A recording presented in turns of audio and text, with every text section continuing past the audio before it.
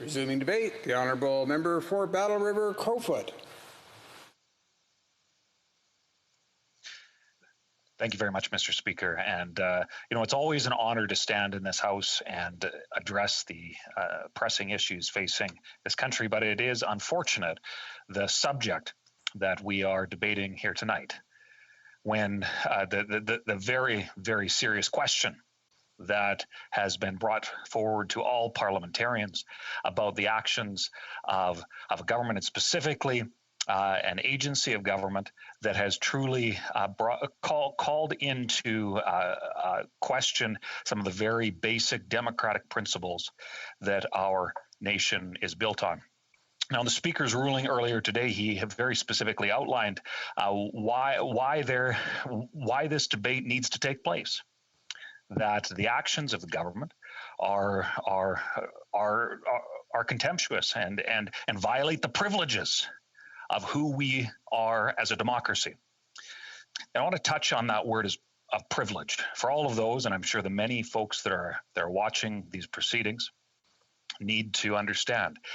Privilege is a word that is often referred to as something that has to do with status, but parliamentary privilege is a little bit different than that.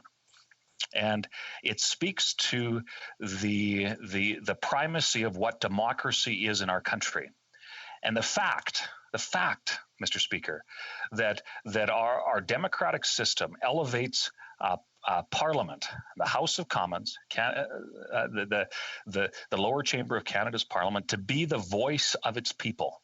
Every square inch of this nation represented by the 338 seats within this chamber. And I do find it very, very interesting. In fact, Mr. Speaker, a question that I ask students when I'm speaking to their class is simply this: what is the highest elected office in our land? And many students think it's a trick question. And they'll point out a number of things. Sometimes they'll refer to the executive, the prime minister, the governor general, on occasion, a number of things. It kind of depends on where they're at in the social studies curriculum. But there's a few students that do understand the reality of the member of parliament and the primacy that parliament, the role that parliament plays in our nation. And it is absolutely key to the discussion that we are having here tonight and how fundamental it is for the future of our country. And I want to thank the Speaker for being that custodian of this House, that custodian of Canada's democracy, and so thoughtfully addressing such an important issue. And then for the opposition House Leader to bring forward a motion that outlines some specific action items that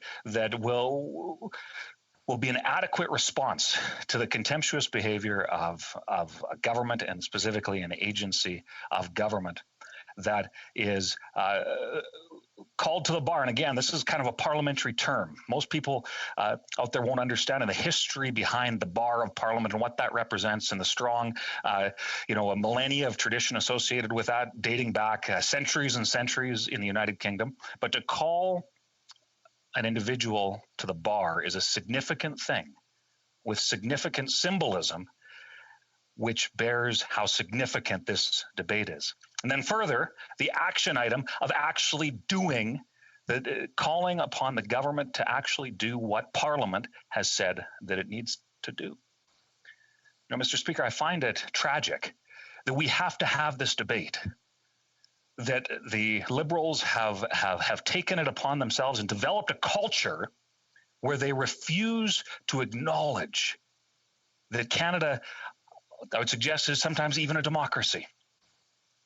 And that is troubling on every level. And I hear from constituents often how absolutely fundamental it is that we steward our democracy well, especially at a time where we see so many aspects of that being challenged.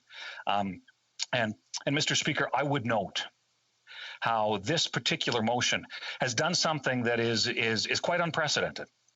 It has united the majority of members of Parliament, representing a number of different opposition parties, the official opposition being one of them. And I've heard very, very thoughtful speeches from all opposition parties, members representing all opposition parties this evening, that acknowledge the significance of what we're debating here tonight. And it is fascinating and, like I said, unprecedented, I think, to see how united all opposition parties and a majority of members of parliament are in acknowledging how serious this is. And further, the second thing that is unprecedented is to see how absolutely the flippant attitude that this government has approached such a serious issue. You know, Mr. Speaker, I find it absolutely incredible and disappointing beyond belief that the government would take such an unserious approach and contemptuous approach. In fact, I find it interesting. You know, a number of the speeches from the governing Liberals, it emphasizes why this debate is even necessary. The ignorance, the arrogance that they approach Canada's democratic institutions. Mr. Speaker, this has to be met with a serious tone. And it is so unfortunate that has not been the case. And I would just note, you know, this motion that came from the committee that started this whole process included Liberal support. And I would simply ask for those members, where are they?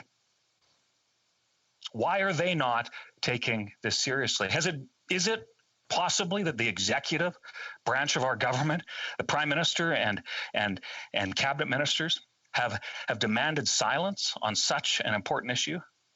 Mr. Speaker, it is a shame, a national shame, that those members that stood up in committee, much to probably political risk, I would suggest, especially with how the government has responded to the motion here today, significant political risk. They have been silenced or are silent here tonight. And that, Mr. Speaker, is incredibly unfortunate and chips away at the strength of what is Canada's democracy. You know, I think when we look at this, we need to expand the context a little bit. You know, this isn't a singular event. And I think, Mr. Speaker, that's a key part of what we're discussing here. This motion and the actions leading up to it is not a singular event. And I know some of my colleagues who have spoken before me have outlined aspects of that. And what's been interesting is I've monitored from the position of being on Zoom. You kind of have an interesting window into the perspectives of Liberal members. And whenever things are brought up about the Prime Minister, specifically his record, they're often shaking their head. They're dismissing the seriousness of what some of his actions or actions of those cabinet ministers, what the serious implications that has on Canadian democracy. And Mr. Speaker, the trust for what our democratic system is needs to be at the very forefront of everything we do. For democracy is fragile, and the failure to recognize that could have disastrous consequences for the future of our country. We see numerous examples from the PM's conduct, whether it be the numerous ethics violations, whether it be his contemptuous, the way that he treats Parliament and the will of Parliament, especially during a minority. You know, it wasn't bad when the government was in the majority status, because they you know, it's obvious that there was a level of control exerted. But ever since losing that, there's been just a massive deterioration that's taken place.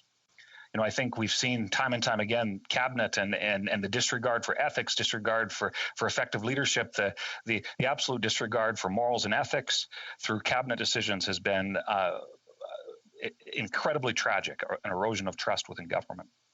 We see international embarrassments. Even this past weekend, you know, there was when Bloomberg reported that the Prime Minister piped up and talked about he could be the dean of the G7.